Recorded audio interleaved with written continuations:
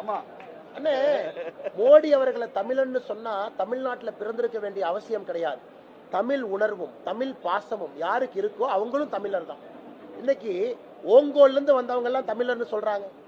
ஏன் குஜராத்ல பிறந்த ஒருத்தர் தமிழ் பற்றோடு ஏன் தமிழர்னு சொல்லக்கூடாது?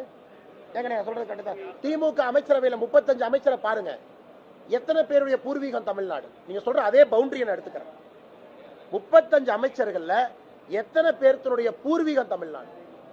எத்தனை பேர் வீட்டுல தமிழ் மொழி பேசுறாங்க திமுக அமைச்சர்கள்? அதுக்குள்ள போக விரும்பல. அதுக்குள்ள போனா தமிழக அரசியலை மாத்தி புரட்டி போட்டு வேற டாபிக் போகணும். அதனால நான் சொல்றேன், உங்களுக்கு தெரியும், எல்லாத்துக்கும் தெரியும். நான் சொல்வது ஓங்கோலிலிருந்து வந்து தமிழ்நாட்டுக்காரன் நீங்க ஏமாத்திட்டு இருக்காங்க. குஜராத்திலே பிறந்த மோடி அவர்கள் தமிழ் பெருமையும் கலாச்சாரம் பேசுற ஒரு தமிழர் கிடையாதானே? கண்டிப்பா தமிழர், என்ன மாற்றுக்கிறது? டெல்டாக்காரன் சுத்துறாங்க. டெல்டாக்காரன் என்று சொல்வதை விட மோடி அவர்கள் இன்னைக்கு டெல்டாக்காரன். அவ்வளவு வேலை செஞ்சிருக்கோம் டெல்டா, இல்லையானே? அவ்வளவு வேலை செஞ்சிருக்கோம். நாங்க டெல்டா பகுதியில் ஒரு புள்ளி விவரமே கொடுத்தோம். திமுக 31 மாசத்துல என்ன பண்ணிருக்கு, மோடி ஐயா 9 வருஷத்துல என்ன பண்ணிருக்காங்க. அப்ப நீங்க சொல்லுங்க, உண்மையான டெல்டாக்காரன் யாரு? மக்களே சொன்னாங்க, உண்மையான டெல்டாக்காரன் மோடி தான்.